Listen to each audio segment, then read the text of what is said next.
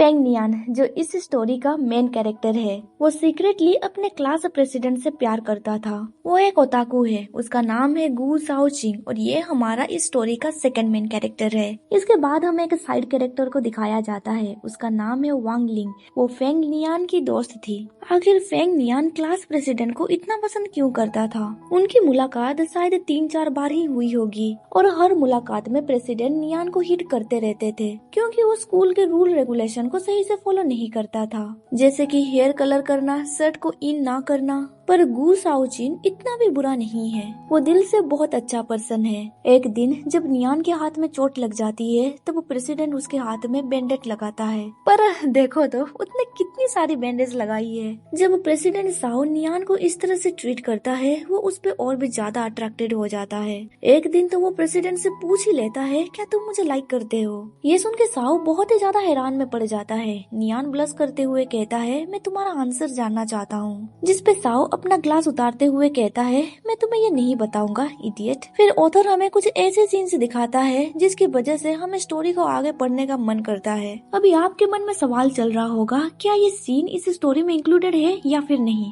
Well, मैं ये तो नहीं बताने वाली हूँ, आपको खुद ही इस स्टोरी को पूरा देखना होगा। अब बिना किसी देरी के एक्सप्लेनेशन को शुरू करते हैं। चैप्टर के शुरुआत में हमें शाओ को दिखाया जाता है। अभी वो वांग लिन को बुली कर रहा था। वो कह रहा होता है, तुम जल्दी से मुझे ये 10 कॉमिक बुक दे दो। वांग लिन रोते हुए कहती है, तुम हद से ज्यादा बढ़ रहे हो, मैंने अपनी कमाई से इन कॉमिक्स को खरीदा है। तभी क्लास के अंदर एंटर होती है नियान की। रात को वो ठीक से सोया नहीं था, इसीलिए वो क्लास स्किप करने के बारे में सोच रहा था। इधर वांग लिन को पूरी कॉमिक प्रेसिडेंट को देना पड़ता है। वो वहाँ से भागी रही होती है कि तभी उसका टक्कर नियान से हो जाता है। नियान उससे माफी मांगने ही वाला होता है कि तभी वांग कहती है, नहीं, तुम्हें माफी मांगने की जरूरत नहीं है, ये मेरी गलती है। उसे रोते हुए देख नियान पूछता है, वांग, क्या तुम ठीक हो? पर वो बिना कुछ बोले वहाँ से चली जाती है। फिर नियान क्लास के अंदर एंटर करता है। शाओ उसे गुड मॉर्निंग कहता है। ये सुन के नियान ब्लश करने लगता है और सोचने लगता है, क्या उसने मुझे ग्रीट किया? लंच ब्रेक के दौरान हमें नियान को दिखाया जाता है, जो टेरिस पे बहुत ही ज्यादा चिल्ला रहा था, क्योंकि आज उसने चोरी छुपे फिर से शाओ की तस्वीर खींच ली। शाओ इतना ज्यादा हैंडसम था कि वो अपने हाथों को कंट्रोल ही नहीं कर पाया। वो चिल्लाते हुए कह रहा था, मैंने कल रात ये डिसाइड किया था कि मैं उसे लाइक नहीं करूँगा, पर देखो मैंने आज सुबह क्या किया। ये सब कुछ उसी की गलती है, उसने आज सुबह इतने जेंटली बात क्यों किया? फिर वो आगे सोचने लगता है, वो जब भी शाओ से मिलता है शाओ उसे बस हिट करता ही रहता है। आखिर मेरे मेमोरी में वो हमेशा मुझे हिट क्यों करता रहता है? तभी वहाँ पे शाओ भी पहुँच जाता है और वो पहले की तरह ही उसे हिट करता है। नियान पूछता है, मुझे दर्द हो रहा है, तुमने मुझे हिट क्यों किया? शाओ कहता है, शायद ये मेरी आदत बन चुकी है। नियान कहता है, तुम हमेशा मुझे ही हिट क्यों करते हो? जिसपे शाओ कहता है, शायद इसीलिए क्योंकि तुम बहुत आसानी से हार मान जाते हो। नियान कहता है, मैं सच में बहुत हैरान हूँ, तुम इस समय पे भी शांत होकर कैसे पढ़ सकते हो? शाओ से पूछता है, क्या तुम ये पढ़ना चाहते हो? फिर वो अपने लिमिटेड एडिशन मांगास दिखाने लगता है। देखा जाए तो वो अपने मांगास किसी को इतनी आसानी से नहीं देता है। नियान हैरान होकर कहता है, हाँ क्या मैंने अच्छे काम कब किए हैं जिसके बारे में मुझे भी पता नहीं? शाओ कहता है, वांग ने मुझसे बेट लगाई थी, उसने ये कहा था कि तुम्हारा क्रश मैं हूँ। उसने अपने बेट में मांगा के बुक्स को दांव में लगाया था। वो फुजोसी है, इसीलिए वो सारे लड़कों को एज ए पेयर देखती है। मैंने आसानी से ये बेट जीत लिया। फिर वो आगे कहता है, लकीली तुम्हारा क्रश मैं नहीं हूँ। नियान कहता है, कौन ऐसी घटिया क्लास प्रेसिडेंट के प्यार में पड़ेगा जो हमेशा खुद को ही बुली करता रहता है?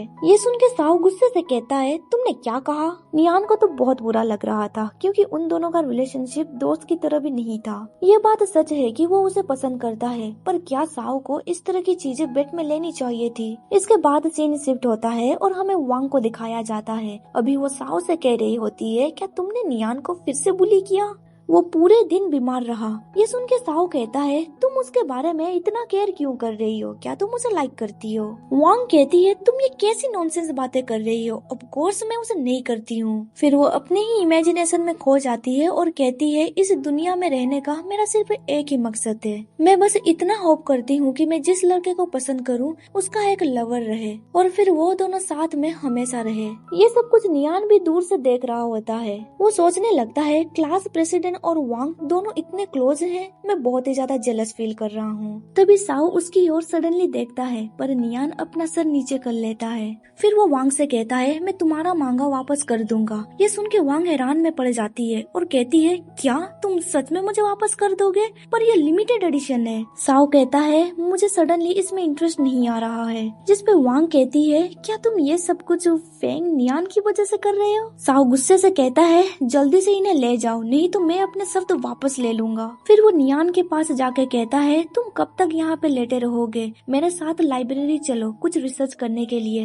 नियान कहता है, मैं नहीं जाना चाहता। ये सुन के साओ उसे पीछे से पकड़ लेता है और कहता है, अगर तुम मेरे साथ नहीं चलोगे तो रफ बनने के लिए मुझे ब्लेम मत करना। फिर साओ उसे वहाँ से घसीटते हुए ले जाता है। नियान कहता है, तुम मुझे इस तरह से घसीट के क्यों ले जा रहे हो? क्या तुम्हारे और कोई दोस्त नहीं है? साओ कहता है, क्या तुम मेरे दोस्त नहीं हो? ये सुन के नियान का हार्ट बीट बहुत तेजी से धड़कने लगता है। अभी उसे खुशी महसूस हो रहा था क्योंकि साओ उसे आज ए फ्रेंड कंसीडर करता है। फिर अगले सीन में हमें दिखाया जाता है, वांग कह रही होती है, नियान चलो साथ में खाना खाने के लिए चलते हैं। पर नियान बहुत गुस्से में था और कहता है, तुमने मुझे धोखा दिया है। वांग कहती है, मैं माफी चाहती हूँ, मुझे साओ से नहीं कहना चाहिए था कि तुम उसे लाइक करते हो। पर नियान उसकी एक बात भी नहीं सुनता है। फिर हमें कैंटीन में दिखाया जाता है, वांग रोते हुए कह रही होती है, ये सब मेरी गलती है, तब मेरी जुबान फिसल गई थी, इसीलिए मैंने इसे बेट बना दिया। फिर खाने के दौरान हमें दिखाया जाता है, वांग उसे एक चिकन का पीस देते हुए कहती है, प्लीज मुझे माफ कर दो। इस चिकन पीस के लिए नियान उसे माफ कर देता है।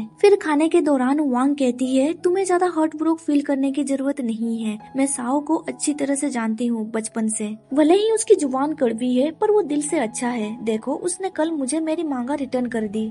इससे ये पता चलता है कि उसके मन में तुम कितने मायने रखते हो, इसीलिए वो ये बेट नहीं चाहता था। नियान स्माइल करते हुए कहता है, मैं इस बात पे सेटिस्फाई हूँ कि अभी हम दोनों दोस्त हैं। पर वांग उसे सीरियस टोन में कहती है, क्या तुम सच में सिर्फ दोस्त बनने से खुश हो? क्या तुम उसे टच करना नहीं चाहते हो, या फिर उसे हग करना, और या फिर उसकी ये सारी बातें सुन के नियान तो इमेजिन करने लगता है, क्या वो किसके बारे में बात कर रही है। वो तुरंत खड़ा हो जाता है और चिल्लाते हुए कहता है, अब बस करो। तभी प्रेसिडेंट आके उसे हिट करता है और कहता है, तुम बहुत ही ज्यादा शोर मचा रहे हो इडियट। वांग कहती है, तुम सडनली कहाँ से अपीयर हो गए? इधर नियान ब्लश करते हुए सोचने लगता है, आखिर मैं ये क्या फैंटेसाइज कर रहा था। फिर साओ ग्लव्स पहन के टेबल को वाइप करता है और उनके साथ बैठ जाता है और उनसे कहता है, अपनी आवाज थोड़ी धीमी रखो क्योंकि मैं पढ़ना चाहता हूँ। कुछ देर के बाद हमें दिखाया जाता है, साओ की नजर चिकन के ऊपर पड़ती है। ये देख के नियान उसे पूछता है, क्या तुम ये खाना चाहते हो? ये सुनते ही साओ तुरंत एक बाइट खा लेता है। ये देख के वो दोनों तो पूरी तरह से हैरान में पड़ गए थे।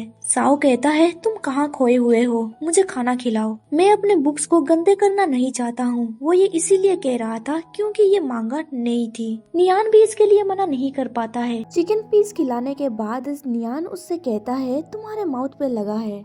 ये सुन के साओ बिना हिचकिचाते हुए कहता है, तुमने ये ऑलरेडी देख लिया है, क्यों ना तुम इसे साफ कर दो। इसके बाद हमें दिखाया जाता है, सब लोगों के सामने नियान उसके फेस को वाइप कर रहा था और इधर हमारी फुजोसी वांग उन दोनों की पिक्चर्स खींच रही होती है। भले ही वो सोच रही होती है कि तुम दोनों बहुत बड़े इडियट्स हो, तुम्हें चारों तरफ देख लेना चाहिए, पर उसको भी मजा आ रहा था। इसके बाद हमें पीई का क्लास दिखाया जाता है जहाँ पे वो तीनों साथ में बैठे हुए थे। साओ का ध्यान सिर्फ और सिर्फ अपने मांगा के ऊपर था और इधर नियान का ध्यान अपने कर्ज साओ के ऊपर था। यहाँ पे ऑथर ने वांग को आज थर्ड व्हील कंसीडर किया है। तभी एक स्टूडेंट चिल्लाते हुए कहता है, class president, PE class teacher तुम्हें ढूंढ रहे हैं। ये सुन के साओ वहाँ से जाने लगता है, पर प्यारे नियान का ध्यान अभी भी साओ के ऊपर ही था। वांग कहती है, वो पहले से ही उठकर जा चुका है, फिर भी तुम्हारी नजर उससे नहीं हट रही। हाँ, तुमने बस उसे चिकन खिलाए और देखो वो तुम्हारा करीबी बन गया। फिर वो आगे कहती है, अगर तुम दोनों लवर्स बन जाते अभी तक तो तुम आसमान में उड़ते रहते।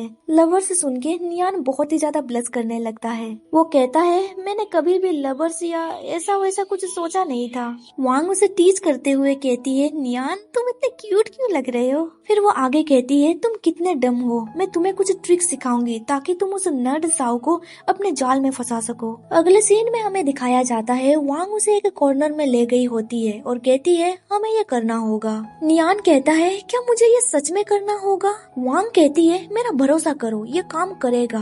नियान उसे दूर पुश करते हुए कहता है लड़कों का लिपस्टिक और परफ्यूम लगाना क्या तुम्हें ये लड़कियों वाला काम नहीं लग रहा? ये सुन के वांग गुस्से से उसके ऊपर वो लिपस्टिक थ्रो करते हुए कहती है अरे यार ये लिप बाम है। फिर वो आगे कहती है अगर तुम चाहते हो कि वो पर्सन तुम्हारी ओर देखे तो तुम्हें खुद को अट्रैक्टिव बनाना होगा। फिर वो अपने चश्मे एडजस्ट करते हुए कहती है इसीलिए मुझे तुम्हारी मदद करने दो। फिर वेंग उसके ऊपर एक परफ्यूम स्प्रे करते हुए कहती है इस परफ्यूम का ब्रांड नाम है स्ट्रेट मैन किलर। नियान कहता है अब बस भी करो। फिर वांग उसके लिप्स पे लिप बाम भी अप्लाई कर देती है। नियान पूछता है क्या ये सच में इफेक्टिव रहेगा? अभी वहाँ पे शाम हो चुकी थी। साओ नियान से कहता है मुझे इक्विपमेंट कैरी करने में तुम्हारी मदद चाहिए। नियान कहता है ठीक है। वो वहाँ से जाने के लिए नियान से बोलने ही वाला था पर वो देखता है कि वो तो पहले से ही गायब हो चुकी है। इसके बाद हमें इक्विपमेंट रूम दिखाया जाता है। वो दोनों सारे चीजों को अच्छे से रख रहे थे और फिर सडनली कोई बाहर से दरवाजा बंद कर देता है। आपको पता चल नहीं गया होगा ये कौन होगी। नियान दरवाजा नॉक करते हुए कहने लगता है किसने दरवाजा लॉक कर दिया, क्या कोई है बाहर? पर वांग दरवाजा लॉक करके वहाँ से जाने लगती है और कहती है तुम दोनों अपना टाइम एंजॉय करो। नियान कहता है अरे यार किसने दरवाजा को लॉक कर दिया? नियान कहता है अरे यार किसने दरवाजा को बंद कर दिया? अब हम दोनों को क्या करना चाहिए? पर साओ तो बहुत आराम से मांगा पड़ रहा होता है। स्कूल छुट्टी हो जाती है और सब लोग वहाँ से चले जाते हैं। नियान परेशान होकर कहता है आखिर कौन हमारे साथ प्रैंक कर रहा है? अभी स्कूल भी छुट्टी हो चुकी है, क्या पूरी रात हमें यहीं पे गुजारना होगा? तभी साओ अपना चश्मा एडजस्ट करते हुए कहता है वांग लिंग ने ये सब किया है। ये सुन के नियान हैरान में पड़ जाता है। फिर साओ आगे कहता है वो लड़की हमें साथ में मिलाना चाहती है। नियान कहता है क्या ये? अभी वो सोच रहा होता है क्या ये वांग का प्लान है? साओ कहता है दो लोगों को कमरे में बंद करना इस तरह की घिसी पिटी चीजें सिर्फ वांग ही कर सकती है। ये सुन के नियान सोचने लगता है क्या उसका मजाक उड़ाया जा रहा है? अब ऐसे सिचुएशन में मुझे क्या करना चाहिए? अगर उसे सब कुछ पता चल गया तो ये बहुत बुरा होगा। फिर साओ आगे कहता है क्या वांग ने तुम्हारे ऊपर परफ्यूम स्प्रे किया है? ये कितना घिनौना है। ये सुन के नियान के दिल पे चोट लगने लगती है। फिर साओ आगे कहता है ये लिपस्टिक भी उसी ने लगाया है ना, ये सब कुछ कितना घटिया है। ये सुन के नियान के दिल पे फिर से चोट लगती है। फिर वो थोड़ा इमोशनल होके कहता है ये लिपस्टिक नहीं है, ये लिप बाम है। साओ कहता है मेरी एक्सप्लेनेशन को सुनो। फिर वो नियान के चिक को जोर से पकड़ लेता है और उसे कहता है तुम हिलना मत। इसके बाद वो उसके लिप्स को रब करने लगता है। फिर वो नियान को दिखाने लगता है देखो ये लिपस्टिक है। ये देख के नियान पूरी तरह से शौक में पड़ जाता है और सोचने लगता है वांग तुमने मुझे धोखा दिया। इसके बाद हमें वांग को दिखाया जाता है। उसके हाथों में वही लिपस्टिक थी। उसे पता चलता है कि ये तो कलर चेंजिंग लिप बाम है। फिर वो आगे सोचने लगती है लगता है मैंने गलत लिप बाम इस्तेमाल कर लिया है। चलो कोई बात नहीं, मुझे अभी चलना होगा नहीं तो मेरी बस छूट जाएगी। अभी वो उसके दोस्तों के बारे में पूरी तरह से भूल चुकी थी। बाहर अंधेरा हो चुका था। नियान परेशान होकर कहता है अभी तक वांग ने दरवाजा क्यों नहीं खोला।